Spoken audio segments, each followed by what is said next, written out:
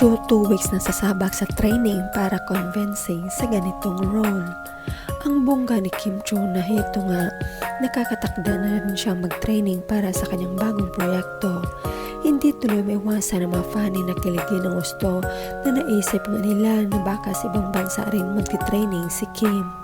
Sa payag ng social media head ng Dreamscape na si Sir AJ Salot, kung how long yung training, siguro ano lang yun, 2 weeks. Ano lang, 2 weeks. May kasamang bakasyon na yun. Because she has to be back before they leave for the tour eh. And by then, nakabalik na rin si Pao. So yung nasa time na nag-shoot si Pao ng whole March is the same time naman na nag-training si Kim kasi kailangan po talaga mag-training for her role. Kasi kailangan talaga po mag-training si Kim kasi she has to look very convincing dun sa character na yun. Super excited naman ang Solid sa binalita ni Sir AJ at Hito ang chika nila. Nakaka-excite naman. Ano kaya ang next project ni Kim at Pao? Ingat lang Kim at bakasyon and enjoy training sa isip namin. Alam na namin kung saan ka pupunta. Mukhang maganda ang next project ng Kim Pao. Yes, ako din. Yun kasi gustong-gusto muna ni Kim ng fantasy eh. At lagi naman sinusuporta ni Pao naman gusto niya.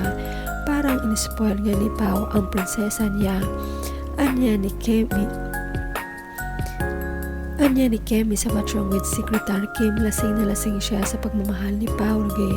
Yes, base sa script yun, pero yun yung linyahan nila at mga through lines.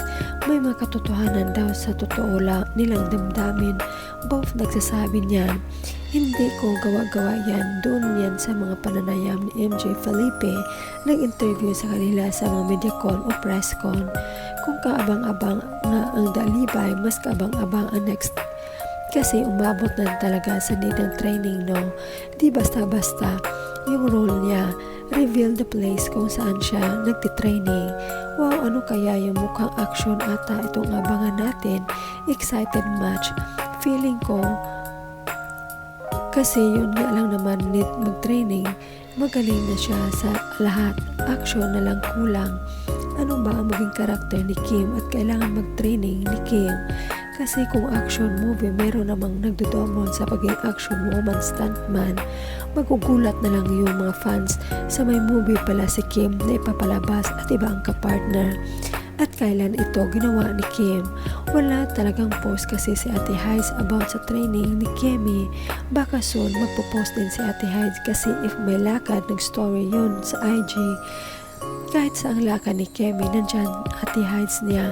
Maliban if personal, kaabang-abang talaga ito. Grabe, sa ibang bansa ba ang training? Bigatin talaga ang Kim Pao kaya di makamove on ang mga basher. O kaya pala wala si Kim sa showtime. Nag-start na training niya for 2 weeks kasama ang bakasyon. Wait lang, sino kaya isinama niya na team Kim Cho? Dito lang ba sa Pinas ito, Sir AJ, o sa ibang bansa po? Enjoy the ride, Kim Pao. Our support goes out to you both. Whatever opportunities knock at your doors as actors, we wish you well while at work and vacation. Take care, God bless, Kim Pao forever. Matagal-tagal mawala sa It's Showtime si Kemi. Enjoy training and vacation, Kemi. Take care your health. And thanks Sir AJ sa information. Double purpose ko niyan ang ginagawang training ni Kim. Una para sa movie na yun, pangalawa para rin sa maging asawa niya. May pagluluto niya ng masarap. Yes, mapanood ko na ito, Bon Appetit. Pwede niya ito sa Kim Pao, pero mas bet ko Crush Landing on You. Kasi naging tunay na couple love team. Virgin ngayon, tunay husband and with a child. Mas bet ko po yun kina Kim Pao. Kahit ano na lang, basta sila magkasama para di masyadong mabash na siloso sa Kim Pao. Good luck and God bless.